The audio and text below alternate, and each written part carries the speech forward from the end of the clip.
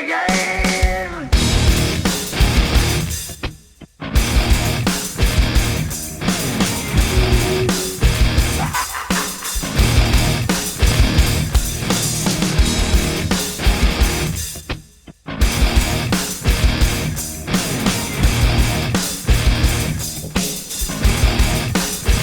Time to play the game.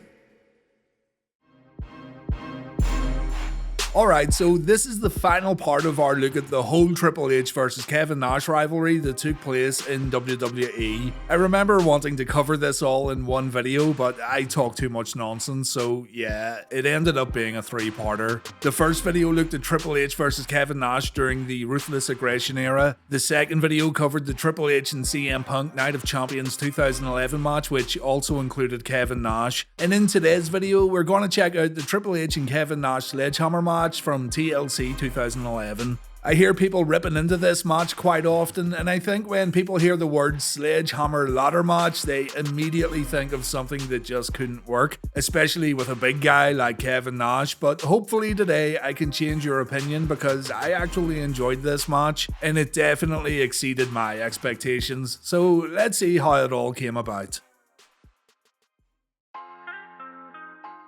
As a quick reminder, Nash was supposed to face CM Punk at Night of Champions 2011, but Nash was unable to perform and therefore Triple H stepped in. Triple H and Kevin Nash started off as friends during this storyline, but Nash had manipulated and lied to Hunter in order to secure himself a job and also to take out CM Punk. Nash thought he was doing the right thing. He wanted Triple H and himself to return to the good old days of the Clique, but even with CM Punk giving Triple H a hard time, the game felt he had to do what was best for business and not what was best for his friends and himself. Nash would attack Hunter and Punk during the Night of Champions match, but in the end Triple H still won. And the next night on Raw, CM Punk said there's a conspiracy going on in WWE. Apparently someone in the office is responsible for Kevin Nash's attacks. Someone's also responsible for The Miz and R-Truth interfering in the Night of Champions match. And someone's manipulating things behind the scenes to keep CM Punk held down. Hunter shows up and he gives Punk a title match. He'll face champion John Cena and Alberto Del Rio in a triple threat Hell in a Cell match. But Hunter also said that Punk needs to get it through his skull that there's no conspiracy going on. Punk explains that it's maybe not Hunter who's responsible for all this, but someone is definitely using the fact that Hunter and Punk don't like each other and they're trying to use it for their own benefit. Just then, John Laurinaitis shows up and he tells Triple H not to believe a thing that Punk says. He's only upset because he couldn't beat the game last night at the pay-per-view. Laurinaitis does agree that Triple H is losing control of Monday Night Raw, but it's all because of Punk, and therefore Laurinaitis has no other choice but to fire CM Punk. Triple H reminds Laurinaitis that the game's above him in the pecking order. CM Punk is not fired, but by the end of the night, someone will be. Once Triple H gets to the bottom of this, someone will lose their job. Later in the night, R-Truth and The Miz tried to apologise for interfering in the Night of Champions match. Their punishment was a $250,000 fine each and a tag match against CM Punk and John Cena. But after that tag match, Triple H decided to fire Miz and R-Truth without any explanation. Triple H didn't get a chance to talk about it backstage. He got attacked by Miz and Truth. Raw would go off the air with the tag team getting thrown out of the building, and it was made clear that Triple H's control over Raw was indeed slipping through his fingers. The next week, Triple H said he used R-Truth and The Miz. He got one more main event out of them before letting them go, and he also reminded fans that Kevin Nash had been fired from WWE while explaining that he was doing what was best for business. But a few Raw superstars were not happy with Triple H's decisions on this night, mainly Dolph Ziggler, Christian, and Cody Rhodes. David Otunga would suggest a lawsuit against Triple H, and these heels who were unfairly treated on Raw decided to go ahead and take action against the WWE COO.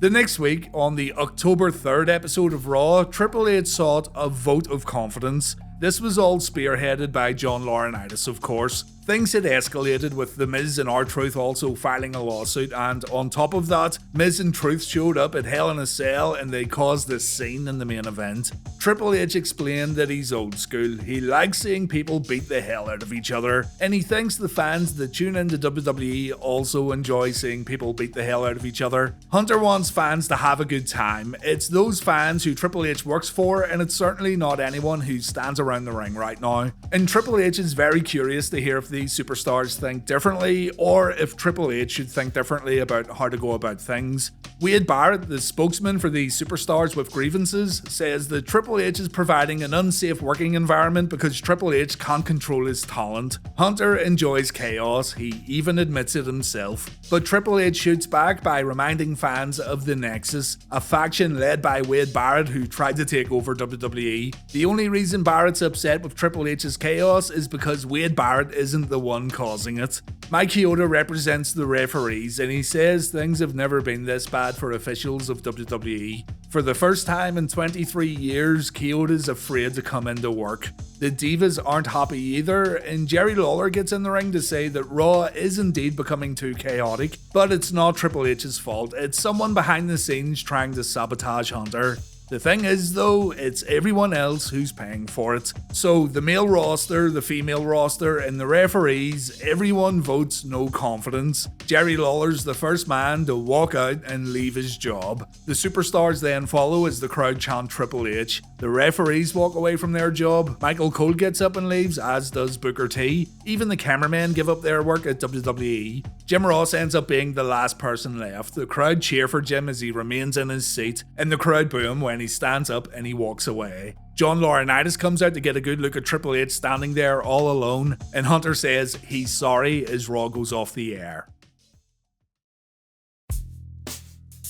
While things may have seemed bleak for the COO, the vote of no confidence would lead to a memorable opening to Monday Night Raw the following week. And yes, all of this does circle back to Kevin Nash. Raw opens up and there's no commentators, no ring announcer, and no official in the ring. Triple H comes out and he talks about the big walkout the week prior. Hunter says the guys and girls didn't walk out on him, they walked out on the fans. Everyone's in the parking lot holding some sort of solidarity rally, and Triple H makes fun of everyone who walked out because WWE must have been too tough for them.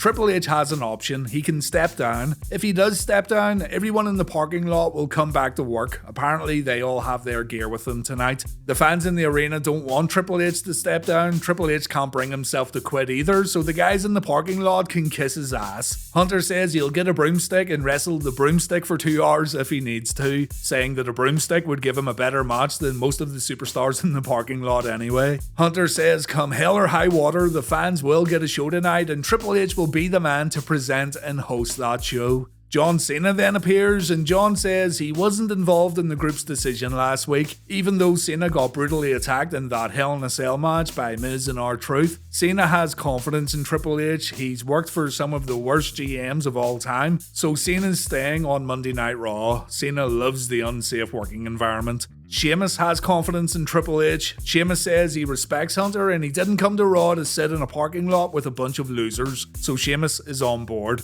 Finally, CM Punk, a man who made things personal with Triple H just a few weeks earlier, comes to the ring, and Punk says he's the man who made walking out cool, but Punk didn't break any contracts when doing so. If there's anyone who has a reason to walk out of WWE, it's CM Punk, seeing as his mic keeps getting cut off, he's being jumped over and over again by Kevin Nash, and there's someone in the office playing games to make life difficult for the Second City Saint. But Punk thrives in unsafe working conditions, and yes, I know there's some irony in that statement, but Punk thinks people should settle their differences in the ring, and that's what WWE is all about, so Punk's gonna stay too. The big question is though, what's next? What should these four guys do on Monday Night Raw? So Triple H books a match, John Cena versus Sheamus. Triple H will referee the bout and CM Punk can drop all the pipe bombs he wants on commentary. Punk agrees to do it if he can wear Triple H's blazer. Hunter also wants Punk to ring the bell to start the match and Punk agrees only if he gets double pay. It's so good.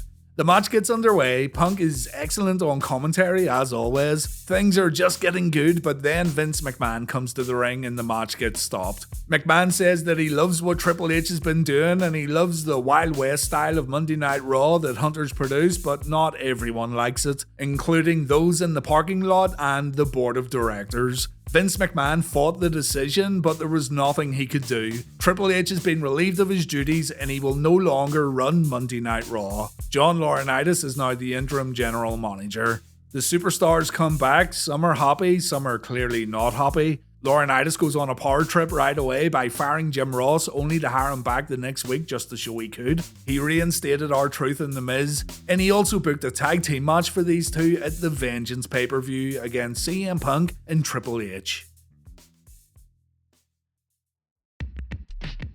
At Vengeance, during the tag team match, Triple H was attacked by a returning Kevin Nash. Triple H was too busy dealing with his former best friend, and CM Punk ended up getting pinned in the middle of the ring. After the match, Kevin jackknifed Hunter, and Hunter landed awkwardly when taking the bump, but do keep in mind this was all planned. This wasn't a real injury or anything like that. The jackknife was replayed a few times, and the commentators talked about how this didn't look good at all for the game, and so fans had a suspicion that Triple H was going to take some time off. The next night on Raw, Triple H said he was always told you can make money or you can make friends in the wrestling business, and Hunter thought he was lucky to have both and more. He had success, he got well paid, he had friends such as Shawn Michaels, Sean Waltman and Kevin Nash, but it turns out Kevin Nash wasn't a close friend. The money in the business side of things was more important to Big Sexy. Nash tried to break Triple H's neck at Vengeance, and Triple H says even if this sounds corny, Kevin Nash broke Triple H's heart. Triple H though wants to take it out on Kevin Nash.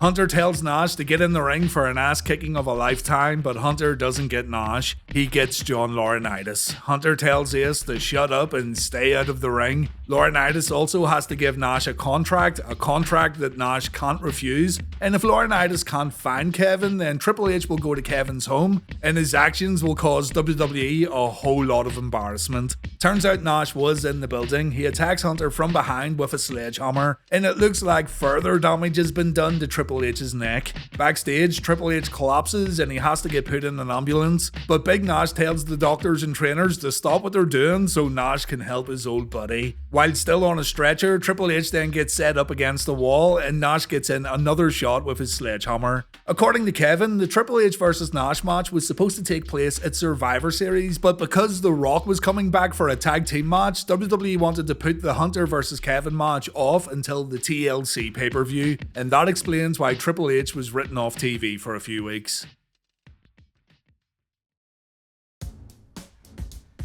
Michael Cole announced the next week on Raw that Triple H would be out for at least 5 weeks due to the injuries caused by Kevin Nash. It was also announced via WWE's website that Kevin Nash had been re-signed by John Laurinaitis. On the 7th of November episode of Raw, Nash cut an in-ring promo where he said he owes no one an explanation for what he did, except for one guy sitting in Connecticut with a headache, and that's Triple H. Nash says he should have buried Triple H back in 1995 when he walked into the company wearing slacks and a sports coat, but it was Shawn Michaels who said Hunter's got something. So Nash let Hunter join the clique and Triple H ended up winning Nash over. The two become friends over the years and the two go on to have their careers. Nash returns at the 2011 Royal Rumble and he gets the biggest pop of the night, and Nash thinks it would be a great time to put the band back together and the clique should have one more run at the very top of WWE. Nash doesn't get a reply from Triple H, so Nash feels betrayed. Kevin says his friendship with Triple H would lead to Hunter's rise on the totem pole. Hunter would always be nothing if it wasn't for Nash, and Nash feels disgusted. He was offered nothing more than a Legends contract when Kevin knows he could still win a World Championship. So, by attacking Triple H, Kevin Nash just booked himself in a main event match and a main event feud. And the sledgehammer attack proved to everyone that Kevin Nash knows how to play the game. This was a good promo, I thought, a good blend of reality and fiction. The next week, Raw was held in the TD Garden in Boston, the same place where the Royal Rumble took place, and Santino went to the ring to talk about his past Rumble performances. Kevin Nash would interrupt Santino, pretending to be all friendly, before flooring Santino with a big boot. Kevin said he blew the roof off the arena when he appeared in the Rumble earlier in the year, and his good friend Triple H didn't have the business sense to hire him immediately afterwards. Nash then hit Santino with a jackknife before leaving the arena, and this would lead to Nash having his first match on Raw since 2003, but we'll come back to this in a moment. On the December 5th episode of Raw, David Otunga told Kevin Nash that he was booked for a match at TLC. Triple H had been cleared to wrestle, and Big Sexy was going to face the game in a ladder match. Nash says he doesn't do ladder matches, and Otunga said this one's going to be different. Suspended above the ring will be a sledgehammer, and whoever retrieves the weapon can legally use it in order to win the match. Nash quickly changes his mind and he decides, yeah, he can do ladder matches. In reality, Nash was a little dumbfounded by this idea. He says he takes one day at a time, and he didn't stop to think about the Survivor Series match being cancelled. The WWE's next pay-per-view after Survivor Series is of course TLC, so Nash had a oh shit moment when he realised his big match would have to include a stipulation that fits in with the pay-per-view. A ladder match with a big dude like Kevin sounds like a disaster, especially at this point in his career, but let's not pass judgment until we see the actual match. Laurinaitis booked a Nash vs Santino match for this episode of Raw, and Nash made quick work of Santino. A knee strike, a sidewalk slam, a big boot, and a jackknife powerbomb ended the bout in around 60 seconds. Kevin threatened to destroy Santino with a sledgehammer after the match, but he decided to just intimidate Santino instead. The following week, WWE presented the Slammy Awards, and this episode of Raw also featured the return of Triple H. Hunter got a great ovation on his way to the ring, and after watching a replay of the sledgehammer attack by Kevin, Triple H said Big Sexy should have finished the job because the game's back. Triple H thinks his relationship with Kevin may have been built on lies and deceit all along, but it won't matter at TLC because might will make right. Triple H will climb the ladder because he's right, he'll grab the hammer because he's right, and he'll bring the hammer down on Nash again and again because he's right. This Sunday, all the lies and deception ends. The rivalry also ends. Triple H will prove that he's right, and as for Big Sexy, Kevin Nash is done. Alright, so now you've got the complete story, starting in the summer of 2002, ending in the winter of 2011, and told over 3 videos. This is where it ends, the Sledgehammer Ladder match at WWE TLC. Now, this would have been a tough match for Kevin Nash. The ladder stipulation doesn't help. He's at an age where a match like this just can't be beneficial, and he's also not working full time. To pull this off, Triple H was going to have to carry a lot of the work while also making Big Nash look as imposing and as intimidating as possible. And right from the opening bell, Triple H does what he has to do. Hunter goes down right away and he has to think fast to avoid getting punished in the corner. Hunter lays in a ton of strikes here, but Kevin comes back with a knee strike and there's a sense of urgency here. Nash almost trips up while trying to stay on his opponent. The two counter each other again in the corner while laying in strikes, but it's Nash who brings Hunter down again. So the game might have to use his speed to overcome his former friend. A running forearm strike sends Kevin to the outside. Nash gets his head whacked on the announce desk and Triple H then tries to grab a ladder, but he ends up taking a big boot to the back,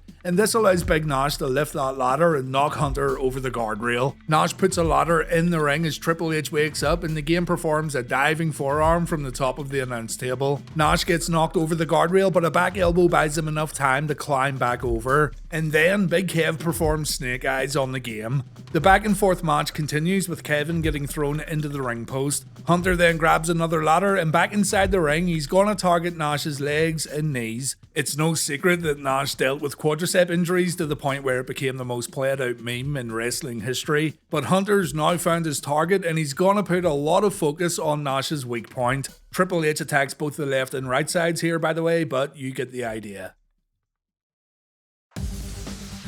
Triple H goes to work, using the ladder to inflict as much damage as possible. He sandwiches the big man's leg in the ladder and he proceeds to violently stomp on it. We then see a spot that I thought was great. It's a figure 4 where the ladder stays wrapped around Nash's leg. Triple H suplexes that ladder right on top of Kevin, but then somehow Nash gets up and he whips Hunter into a ladder that was leaning against the corner. Hunter flies out of the ring and Nash proceeds to push the ladder right into Triple H's head. A ladder gets set on the middle turnbuckle before Nash brings Hunter back into the ring. Nash performs a sidewalk slam on another ladder and there's no way that couldn't have hurt. Triple H screams in agony as Nash thinks about what he's gonna do next. The other ladder gets moved to the bottom turnbuckle and Nash performs a catapult. The crowd falls silent here as it looks like it's all over for the game. Nash then begins clearing the announce table for a jackknife, but Hunter counters it with a backdrop, and now's the time to try and get up and get that sledgehammer.